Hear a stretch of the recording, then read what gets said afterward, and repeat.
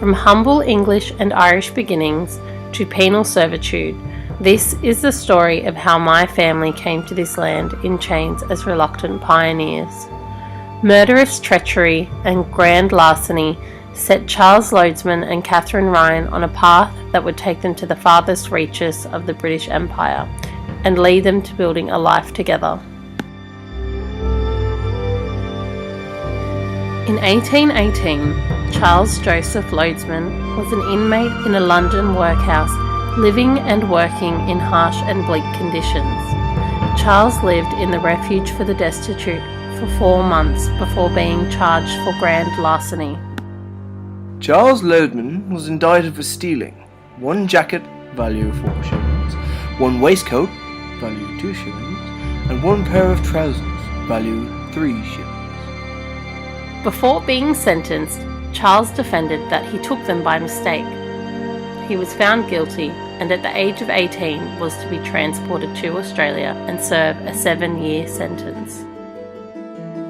On board the Lord Sidmouth, Charles arrived in Sydney early in the year of 1819. He was sent to the Hyde Park Barracks where he was assigned work as a labourer for private employers. Charles had finished serving his sentence by the time Catherine Mary Ryan was being tried for a crime that would impact the rest of her life. In 1828, Catherine was working as a servant in Tipperary Island when she was accused of manslaughter.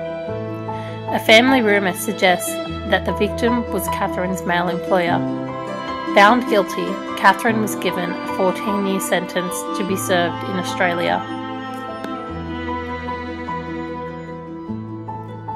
The Edup sailed from Cork on the 1st of January 1829 and arrived in Sydney.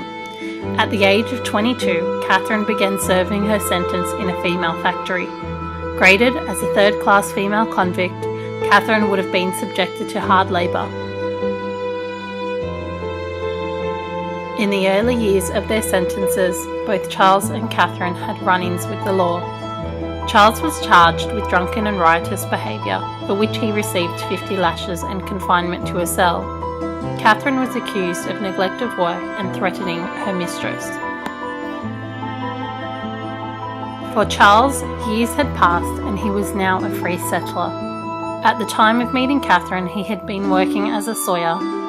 In 1831, Charles asked for permission to marry Catherine. Consent was given in a statement from Catherine's employer. I hereby certify that I give my consent to the marriage of my assigned servant Catherine Ryan with Charles Loadsman, free by servitude.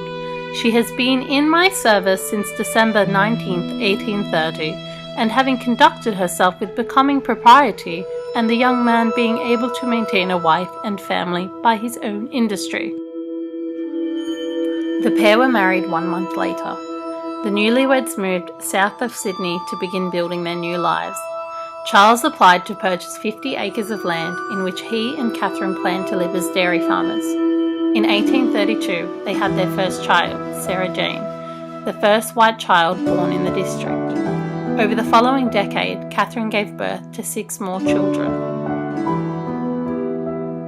The family's involvement in the dairy industry grew, and Charles and his children were closely associated with the pioneering days of dairy farming in New South Wales.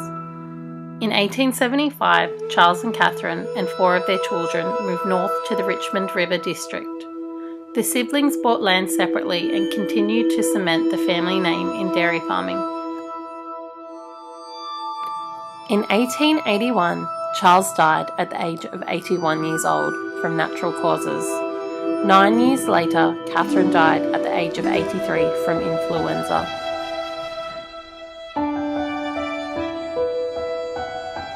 From their convict origins, Charles and Catherine built a life far from anything that they could have imagined in their homelands.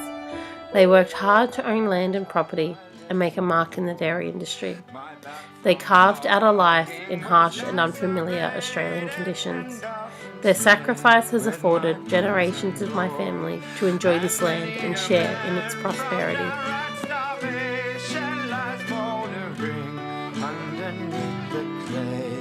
And Captain Logan, he had